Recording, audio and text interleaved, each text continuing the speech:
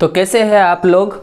और आपको पता है कि आज है हमारा इंट्रोडक्टरी लेक्चर, और इस इंट्रोडक्टरी लेक्चर में मैं आपको दिखाने जा रहा हूँ कि कौन कौन से आपको सब्जेक्ट्स आने वाले हैं, कौन सा पार्ट ए है, पार्ट बी में क्या पूछा जा रहा है, और इन दोनों पार्ट की प्रिपरेशन हम कैसे करेंगे, और हम लोग साथ में मिलकर प्रिपरेशन करने वाले हैं। मैं आपको जैसे जैसे बताऊंगा वैसे वैसे आपको प्रिपरेशन करनी है, और आपको अपनी नोटबुक कैसे रेडी करनी है, और आपका अपना मटेरियल आपके पास होगा। सो शुरू करते हैं आज का ये इंट्रोडक्टरी लेक्चर। और ये है हमारा पहला लेक्चर, जो कि है इन्फिनिटी इंस्टीट्यूट ऑफ फिज़िक्स का स्पेशल बैच जीसेट 2021 का ये फर्स्ट लेक्चर है। तो आओ शुरू करते हैं।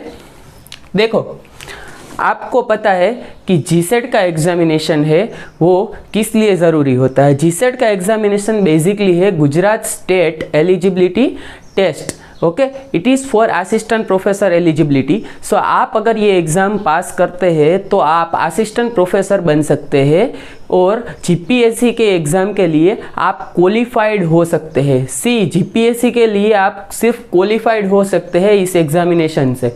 सो आपको पता है कि with in a short time of period ये जीपीएससी भी आने वाला है। सो आप उसकी भी प्रिपरेशन इस मटेरियल में से कर सकते हैं, और आप अपनी पूरी तैयारी करें कि आप गवर्नमेंट जॉब ले सकते हैं इस एग्ज़ामिनेशन के थ्रू। सो जीसेट का एग्ज़ामिनेशन है बेसिकली वो किस लिए लिया जा रहा है कि एलिजिबिलिटी के लिए। और कौन ले रहा है जीसेट का एग्ज़ामिनेशन है वो महाराजा सयाजीराव गायकवाड़ का जो इंस्टीट्यूट है एमएस यूनिवर्सिटी, वो ले रहे हैं। एमएस यूनिवर्सिटी ये एग्ज़ाम हर साल कंडक्ट करता है। ओके, सो पिछले साल कोविड की वजह से ये एग्ज़ामिनेशन नहीं हो पाया था। सो लास्ट में ये एग्ज़ाम हुआ था 31 दिसंबर को। देखो, ये स्पेशल बैच है, और इसमें आपको पता है कि जीसेट का एग्ज़ामिनेशन का जो पेपर है वो कितने मार्क्स का आता है, 300 मार्क्स। कितने मार्क्स का आता है, 300 मार्क्स। 300 मार्क्स का आता है। इसके पार्ट ए में देखते हैं क्या होता है, पार्ट ए। ओके, और यहाँ पे देख लेते हैं हम पार्ट बी में क्या आता है। Okay, part B. ओके, और ये है पार्ट ए। देखो, पार्ट ए में कौन कौन से सब्जेक्ट्स आने वाले हैं। पार्ट ए है वो सिर्फ जनरल स्टडी आने वाला है। क्या है, जनरल स्टडी, जिसको हम जीके भी बोलते हैं। ये है जनरल स्टडी। मतलब कि ये जनरल स्टडी कितने मार्क्स का आने वाला है, जनरल स्टडी आने वाला है 100 मार्क्स का। देखो, ये 100 मार्क्स का आने वाला है, और इसमें से आप अगर नहीं पढ़ के भी जाओगे तो इजीली आप 50 तक पहुंच सकते हैं। कहाँ तक, 50 तक पहुंच सकते हैं। और अगर आप मॉडरेट परफॉर्मेंस अपना कैलकुलेट करें तो मॉडरेट परफॉर्मेंस में आपका परफॉर्मेंस होगा 50 से लेके 70 तक। ओके, हम साइंस के स्टूडेंट्स हैं, और आपको पता है कि ये 50 to 70 मार्क्स है वो हमारे लिए मोर देन इनफ होते हैं। इससे ज़्यादा अगर आप मार्क्स इसमें कवर अप करने जाओगे तो अपना पार्ट बी है जो फिज़िक्स का है वो छूट जाएगा। सो आपको करना क्या है, इसके लिए मैं आपको सब टिप्स और ट्रिक्स दूंगा, कौन सी बुक पढ़नी है। ओके, और ये जनरल स्टडी का पेपर है, तो इसमें आप कोई बुक, पर्टिकुलर बुक में से आप प्रिपरेशन नहीं कर सकते कि ये बुक है वो प्रिपेयर करके जाओगे तो आपको पूरे मार्क्स आएंगे, ऐसा नहीं होगा। ओके, तो अब आते हैं पार्ट बी में। सो पार्ट बी है वो हमारा मेन है पार्ट, जो 200 मार्क्स का पूछा जा रहा है। कितने, 200। ओके, 200 मार्क्स का ये पूछा जा रहा है। सो ये 200 मार्क्स का पूछा जा रहा है, तो मतलब कि इसमें क्या होगा, हमारा फिजिक्स होगा। ओके, इसमें होगा फिजिक्स। ये फिजिक्स है वो 200 मार्क्स का पूछेंगे। सो कौन कौन से सब्जेक्ट्स होंगे इसमें, देखो, पहला तो होगा मैथमेटिकल फिजिक्स, क्योंकि आपको पता है कि मैथ्स के बिना फिजिक्स कुछ नहीं है, मैथमेटिकल फिजिक्स। दूसरा होगा क्लासिकल मैकेनिक्स। तीसरा होगा क्वांटम, जो कि बहुत से बच्चों को हार्ड लगता है, क्वांटम मैकेनिक्स। चौथा होगा इलेक्ट्रोमैग्नेटिक थियरी, जिसे हम ईडी कहते हैं।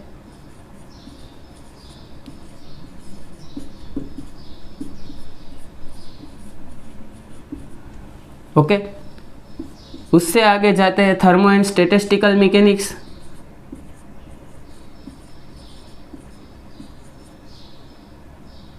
थर्मोडायनामिक्स एंड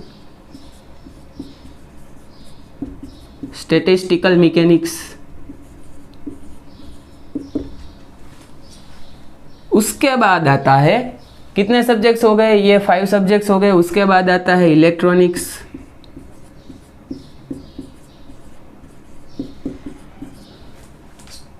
उसके बाद आता है एटॉमिक एंड मोलेकुलर फिजिक्स,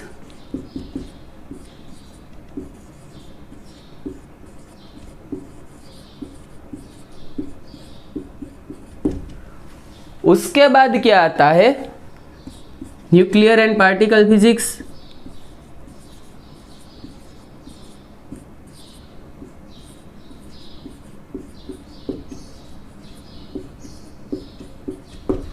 और इसके बाद आता है सॉलिड स्टेट फिजिक्स। ओके, तो कितने सब्जेक्ट्स हो गए देखो, 1 2 3 4 5 6 7 8 9 सब्जेक्ट्स हमें कुल मिलाकर प्रिपेयर करने हैं। इसके अलावा जीसेट में कई बार ये लोग प्रेशर गेज और सेंसर्स के क्वेश्चंस पूछते हैं, जो आप बीएससी में पढ़ के आ रहे हैं, उसकी भी यहाँ पे प्रिपरेशन करवाई जाएगी। देखो, ये 200 मार्क्स है, उसमें हमें मैक्सिमम मार्क्स कवर अप करने होते हैं। सो ये मार्क्स हमारे लिए बहुत ज़्यादा ज़रूरी है। और लास्ट टाइम का ओपन का कट ऑफ था, देखो ये ओपन का कट ऑफ आपको बता रहा हूँ, ओपन ओबीसी, ओके, और यहाँ पे हम ईडब्ल्यूएस का कट ऑफ लिख देते हैं, ईडब्ल्यूएस, ओके, और एससी और यहाँ पे एसटी, सबका कट ऑफ यहाँ पे मैं बता रहा हूँ कि कौन सा कट ऑफ कितना था। सो ओपन का कट ऑफ था कुछ 172 मार्क्स, कितना 172 मार्क्स। ओबीसी का कट ऑफ था कुछ 148 मार्क्स। ईडब्ल्यूएस का कट ऑफ था कुछ 160। एससी का कट ऑफ था 150 और एसटी का कट ऑफ था 148। सो आप जिस भी कैटेगरी में आ रहे हैं उस हिसाब से आपको प्रिपरेशन करनी है, ओके। और मैं ये बता रहा हूँ कि आपको मैक्सिमम प्रिपरेशन करनी है कि आप अपने ओपन में ही सीट रिजर्व कर सकते हैं आप अपनी, ओके। सो आपको श्योर होना है कि हमें पास करना ही है जीसेट। सो यहाँ पे मैंने पार्ट ए बता दिया है, जनरल स्टडी, पार्ट बी बता दिया है, कट ऑफ बता दिया है आप लोगों को। तो अब इससे आगे बढ़ते हैं कि अब हमें क्या करना है, ओके। ये पार्ट ए को अभी हम थोड़ा साइड पे रख देते हैं। सो पार्ट बी के लिए हमें क्या करना है, ओके। फर्स्ट थिंग, ये जो सब्जेक्ट्स है, ओके, ये सभी सब्जेक्ट्स है वो इक्वली इम्पोर्टेंट है। CSIR नेट में इसका वेटेज अलग अलग होता है, लेकिन इसमें आपको इक्वली वेटेज दिया जाता है। सो आपके लिए सभी सब्जेक्ट्स है वो इक्वल ही है। और मैं ये बता रहा हूँ कि कोई भी सब्जेक्ट है वो आपको छोड़ना नहीं है, किसी भी हाल में नहीं छोड़ना है। आपको ऐसा नहीं करना है कि मैं सब बुक्स है वो 100% पढ़ लूँगा, ओके। और ऐसा भी नहीं करना है कि इसमें से 6 बुक्स है वो 100% पढ़ के जाऊँगा तो मैं पास हो जाऊँगा, और 3 बुक है वो कम्प्लीटली नहीं पढ़ूंगा। क्योंकि 3 बुक में से क्वेश्चन अगर इजी आ गया तो आप क्या करेंगे, दूसरे बच्चों को तो आ जाएगा क्वेश्चन, ये आप लोगों को ये क्वेश्चन नहीं आता होगा, इजी है फिर भी आपको नहीं मालूम होगा। ओके, और इलेक्ट्रॉनिक्स में और कई बार इलेक्ट्रॉनिक्स में ऐसे क्वेश्चंस भी पूछ लिए जाते हैं कि कौन सा यूनिवर्सल गेट है, तो आपको पता होता है ओके कि NAND गेट है वो यूनिवर्सल होता है। लेकिन अगर ऐसा सेंटेंस है वो आपने कहीं पे पढ़ा ही नहीं है, कोई भी लेक्चर है वो देखा ही नहीं है, कुछ प्रिपेयर ही नहीं किया है, तो आपका ये क्वेश्चन है वो हो जाता है गलत। ओके, सो ऐसी सिली मिस्टेक्स है वो हमें अवॉइड करनी है।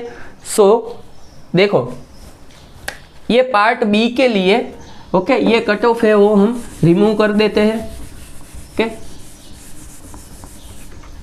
सी पार्ट बी के जो 200 मार्क्स का फिजिक्स है उसके लिए यहाँ पे हम लेक्चर सीरीज, ये जो स्पेशल बैच फॉर GSET 2021 है वो यहाँ पे फिजिक्स करवाने के लिए ही है, लेकिन पार्ट ए का भी आपको थोड़ा बहुत टिप्स और सब कुछ कंटेंट और मटेरियल सब आपको मिल जाएगा। और पार्ट बी है उसमें जो पूछा जा रहा है उसकी प्रिपरेशन आपको कैसे करनी है। उसकी प्रिपरेशन के लिए आपको क्या करना है, सबसे पहले आपको बनानी है अपनी बुक। जो भी आप लेक्चर देखेंगे के जो भी आप लेक्चर देखेंगे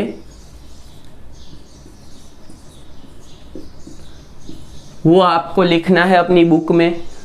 सो मैं ये प्रीफर करूँगा कि आप अपनी कोई भी बुक ले लो, ओके, लाइन वाली, बिना लाइन वाली, कोई भी बुक, और हर सब्जेक्ट के लिए एक अलग बुक होनी चाहिए।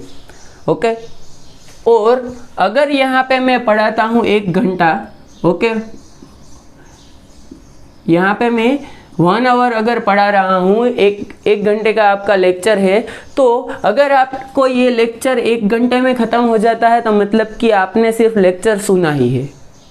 ओके, इसको आपको लिखना है, इसको आपको बुक में लिखना है, तो 1 घंटे का जो लेक्चर है उसका 1.5 या 1.25 घंटे हो जाते हैं। ओके, सो ये आपको दिमाग में रखना है कि अगर आपने 1 घंटे का लेक्चर है वो 1 घंटे में ख़त्म कर दिया तो सिर्फ आपने वो लेक्चर सुना। ओके, और आपको जो भी बोला जाए कि आपको मेमोराइज करना है। ओके, ये मेमोराइज अगर आप करेंगे, ओके, ये सबसे इम्पोर्टेंट है। क्या आपको याद रखना है, यहाँ से जो भी फॉर्मूला बताया जा रहा है और जो भी इंटीग्रेशन, डिफरेंशिएशन और सब बताया जा रहा है वो आपको अपने दिमाग में ये मेमोराइज कर लेना है, कि याद ही रखना है। ओके, इसको आपको भूलना नहीं है। यहाँ से बताया जा रहा है कि ये फॉर्मूला इंपॉर्टेंट है, वो आपको याद रखना ही है, कंपलसरी है, क्योंकि वो कई बार सिर्फ फॉर्मूला ही पूछ लेते हैं कि ये फॉर्मूला बता दो, इनमें से कौन से ऑप्शन में से सही फॉर्मूला है। सो यहाँ पे ये फॉर्मूला आपको मेमोराइज ही करने हैं। ओके, दूसरा, आपको पता है कि ये जो फिजिक्स का सिलेबस है वो 8 और 9 इयर्स, जब से हम 11-12 से पढ़ रहे हैं और 10th में से जब साइंस आ रहा है सबसे, तब से यहाँ पे फिजिक्स आ रहा है। और ये इतने साल का जो सिलेबस है वो आपको भी मालूम है कि 4 मंथ में कंप्लीट नहीं हो सकता है, लेकिन हमें क्या करना है, हमें एग्जामिनेशन अप्रोच से क्लियर करना है। सब एग्ज़ाम का अप्रोच होना चाहिए। क्या? एग्ज़ाम का अप्रोच। ये एग्जामिनेशन अप्रोच है वो हमारे लिए इम्पोर्टेंट है। ओके, ये एग्जामिनेशन अप्रोच की वजह से ही हम एग्ज़ाम क्लियर करेंगे। लास्ट में जो मैं आपको सब वीडियोस बताऊंगा, उसके बाद 1 या 2 वीडियोस ऐसे भी हम बनाएंगे कि स्ट्रेटेजी पे हो, कि जीसेट में कैसे स्ट्रेटेजी बनाए। मतलब कि आपको अगर एग्ज़ाम के पहले आपको वो स्ट्रेटेजी मिल जाती है तो आप अपने 2 to 5 मार्क्स इंक्रीज कर सकते हैं। और आपको पता है 1-1 मार्क कितना ज़रूरी होता है यहाँ पे कट ऑफ में आने के लिए। सो ये एग्जामिनेशन अप्रोच की बात आ गई। और यहाँ पे दूसरी बात करते हैं कि आपको सब्जेक्ट की बुक्स बनानी है। वो भी कैसे सब्जेक्ट की बुक बनानी है? अगर पर सब्जेक्ट 1 बुक, पर सब्जेक्ट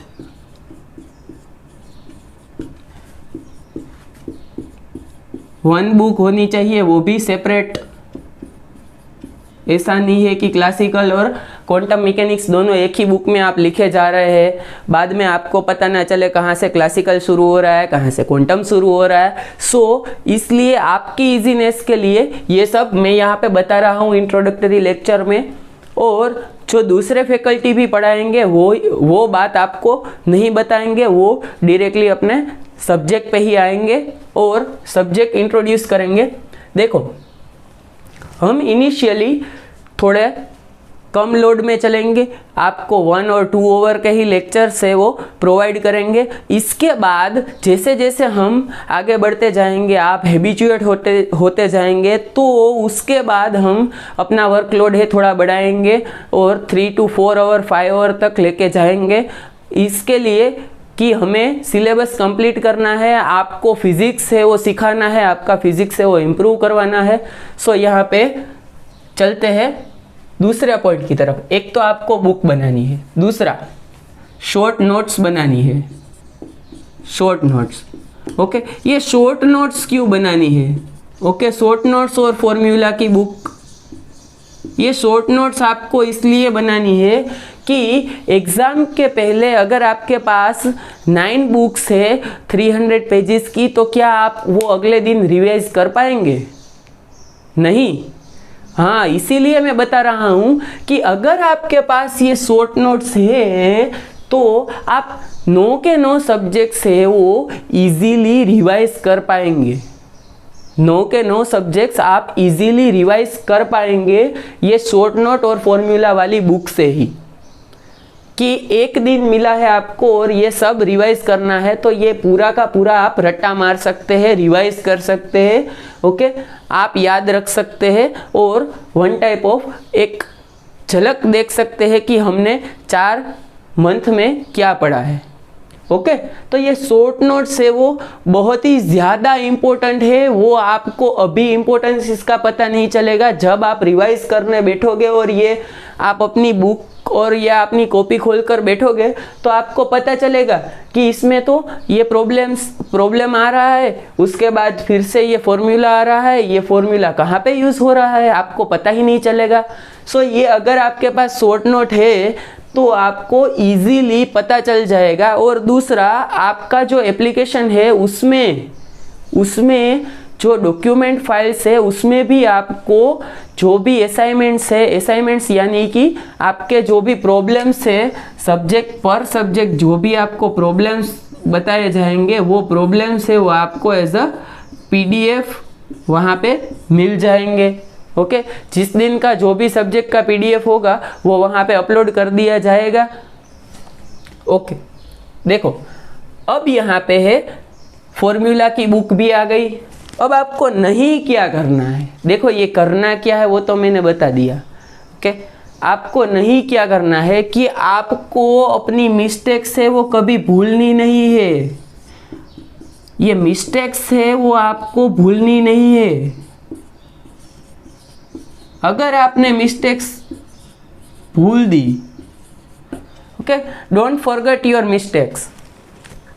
ओके, अगर आप अपनी गलतियां है वो बार बार दोहरा रहे हैं, ओके, कि एक बार यहाँ पे मिस्टेक की, फिर से वही मिस्टेक कर रहे हैं, फिर से वही मिस्टेक कर रहे हैं, तो आप एग्ज़ाम में भी वही मिस्टेक है वो रिपीट करेंगे।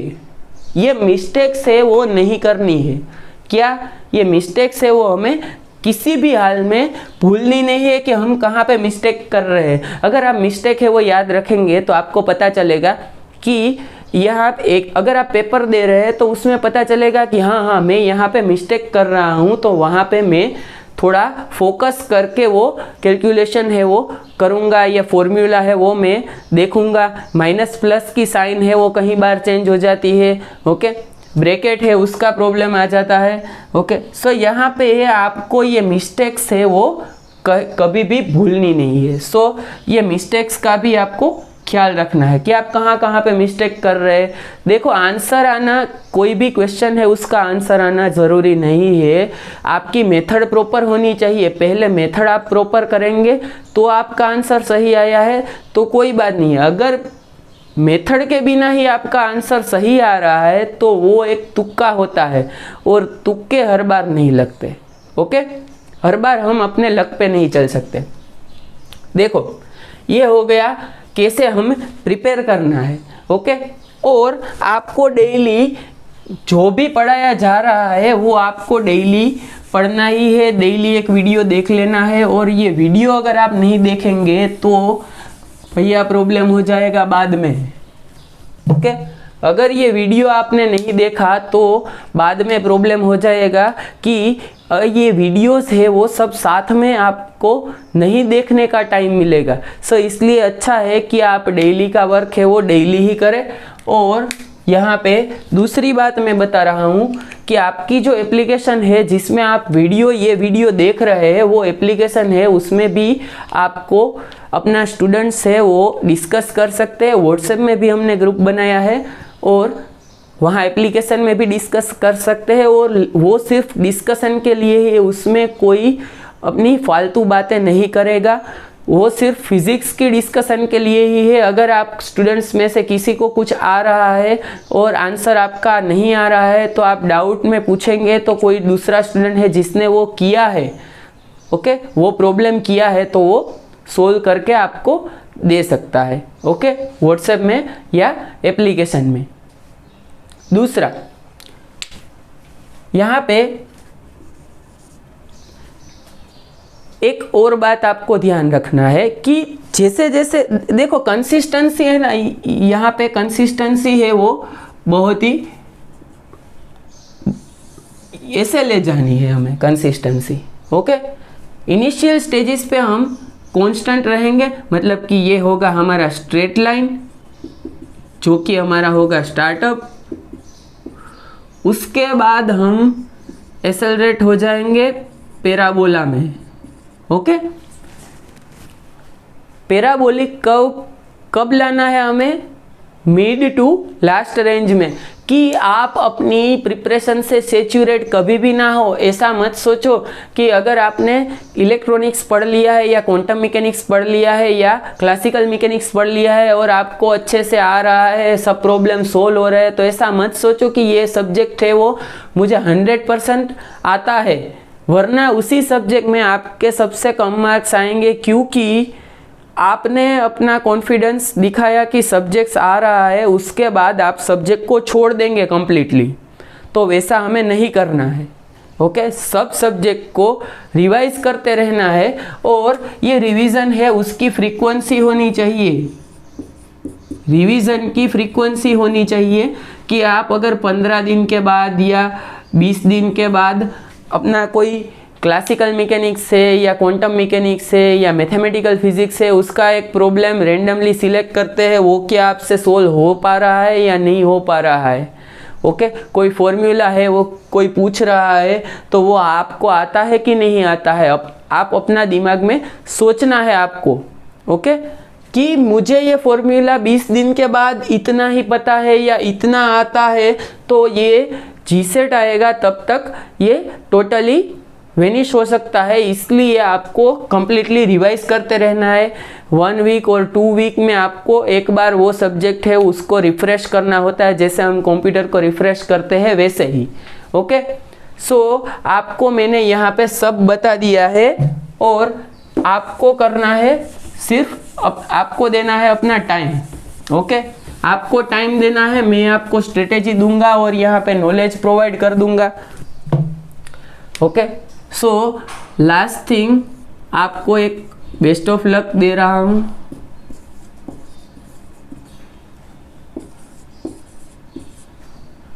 कि हमारी जो बैच है उसके सभी स्टूडेंट है वो जीसेट की एग्जामिनेशन है वो पास हो जाए।